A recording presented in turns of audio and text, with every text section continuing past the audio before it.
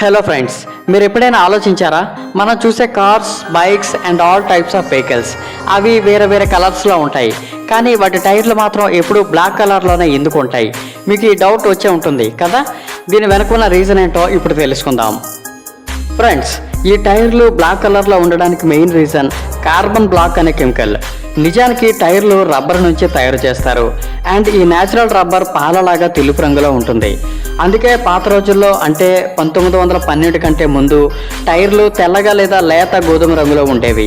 కానీ కేవలం సహజ రబ్బర్తో చేసిన టైర్లు రోడ్డుపై ఎక్కువ దూరం ప్రయాణించలేకపోయేవి, ఎందుకంటే అవి త్వరగా అరిగిపోయి ఎండకు త్వరగా పాడైపోయేవి. ఈ సమస్యను సాల్వ్ చేయడానికి రబ్బరును తయారు చేసేటప్పుడు అందులో కార్బన్ బ్లాక్ అనే నల్లటి పొడిని కలపడం స్టార్ట్ చేశారు.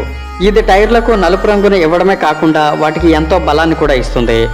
ఈ టైర్లలో కార్బన్ బ్లాక్ కలపడం వల్ల కలిగే 3 ముఖ్యమైన బెనిఫిట్స్ ఏంటో ఇప్పుడు చూద్దాం. Number 1, tyre life. Carbon black రబ్బర్ను గట్టిగా మార్చుతుంది. ఇది లేకపోతే టైర్లు కేవలం 5,000 కిలోమీటర్లకే తిరిగి అరిగిపోతాయి. కార్బన్ బ్లాక్ వల్ల టైర్లు 60,000 కిలోమీటర్లకు పైగా మన్నుతాయి. Number 2, protection from sun. సూర్యుడి నుంచి వచ్చే ప్రమాదకరమైన యువి రేస్ వల్ల టైర్ మీద పగుళ్ళు ఏర్పడతాయి. కార్బన్ బ్లాక్ ఈ కిరణాలను పీల్చుకొని టైర్ పాడవకుండా కాపాడుతుంది. Number 3, heat reduction. బండి వేగంగా వెళ్ళేటప్పుడు రోడ్డుకు టైర్కు మధ్య ఫ్రిక్షన్ జరిగి విపరీతమైన వేడి పుడుతుంది. కార్బన్ బ్లాక్ ఆ వేడిని గ్రహించి టైర్ పేలిపోకుండా కాపాడుతుంది.